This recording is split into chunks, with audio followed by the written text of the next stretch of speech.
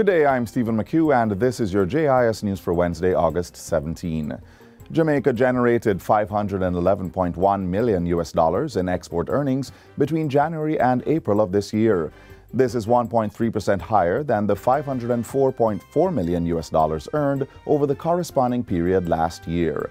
In a recent press release, the Statistical Institute of Jamaica, STATIN, says the increase was due mainly to a 52.9% hike in the value of exports for mineral fuels. The institute also says domestic exports for the period rose by 1.4% or $438.9 million, which accounted for 85.9% of total outflows. Statin says this mainly resulted from a 43.3% increase in manufacturing industry exports. Meanwhile, import expenditure for the period increased by 34.4% to $2.34 billion because of increased spending on all subcategories of goods inflows.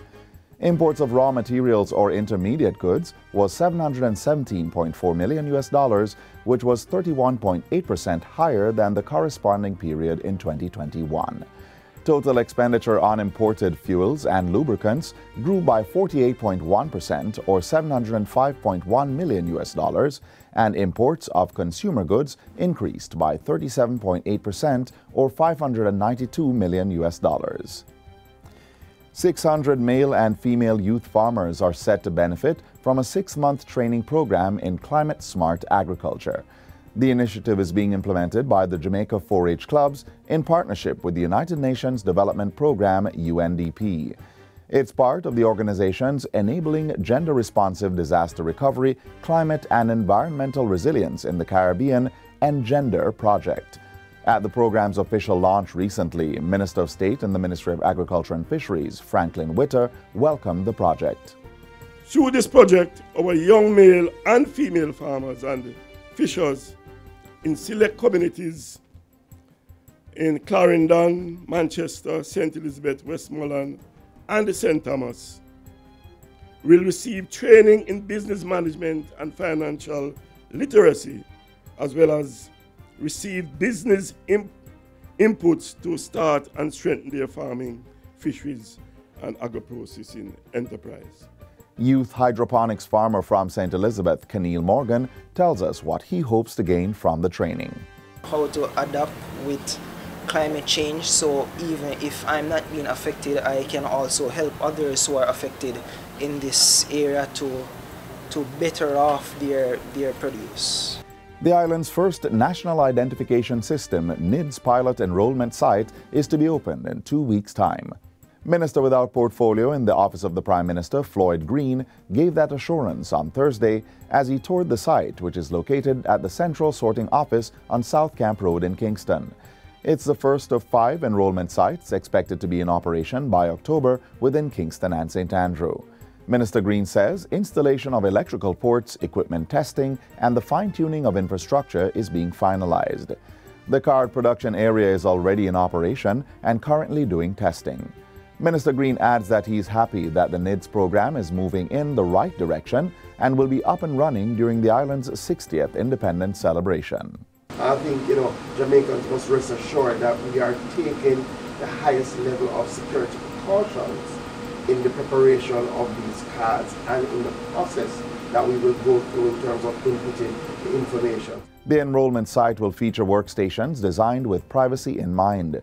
Data collected from the sites will be stored directly to the state's primary and secondary data centers.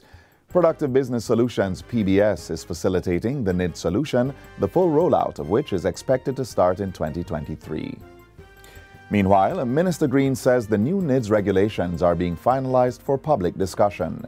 He says the regulations are to be published this week with a view to conclude public feedback by month's end. Minister Green says the regulations will be tabled after the House of Representatives resumes sittings in September. The minister also revealed that Cabinet has approved the structure of the National Identification and Registration Authority, NIRA. Now we're looking to populate a board, and we already, as you have seen, have boots on the ground. The public would be pleased to know that we have already gone through a very significant vetting process and have hired a number of people, including our card production manager who comes with JDF experience, and again, We really headhunted the best out there, and that is at every level. So we already have people who are working in vetting, we already have people who are working in IT, so we're almost ready to go. In other news, 2 more communities now have access to government's free Wi-Fi service. Brownstown and Windsor in St. Anne are the latest to receive free public Wi-Fi as the Universal Service Fund, USF, continues its community Wi-Fi initiative. The secure internet connectivity has a range of 800 feet and can allow up to 200 residents to simultaneously log on with their smartphones or tablet devices. USF's Chief Executive Officer Daniel Dawes says the next St. Anne community that will receive free public Wi-Fi is Steertown. He says the agency is also prepared to install public access Wi-Fi hotspots that can accommodate up to 500 individuals at any one time in both Brownstown and St. Anne's Bay, which means that Brownstown will be getting another hotspot. So, you must understand that government is not here because you like government. Government is here to work for the people. The people come first and foremost.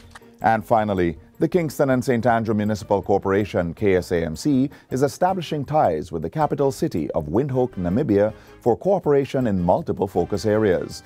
The development follows the signing of a Memorandum of Understanding, MOU, between Jamaica and Namibia to form a Jamaica-Namibia Joint Committee. The Joint Committee has entered agreements in several areas, including tourism, logistics, urban development, and diaspora cooperation. Mayor of Kingston, Senator Councillor Delroy Williams, says the establishment of ties between Kingston and Windhoek will advance engagements under the MOU and bolster initial contacts made between the cities. We have just conferred the keys of the city of Kingston to the people of the city of Windhoek. We really look forward to a fruitful relationship between Kingston and Windhoek, and we are quite confident that this relationship will bear fruits, in fact many fruits, and that it will last for generations to come. The KSAMC is hosting a 3-member delegation from Namibia from August 14 to 19. Kingston and Windhoek previously signed an MOU in 2019 in keeping with the KSAMC's Twinning with Cities Around the World initiative for mutual benefit. And that's it for JIS News Today. I'm Stephen McHugh. Thanks for watching.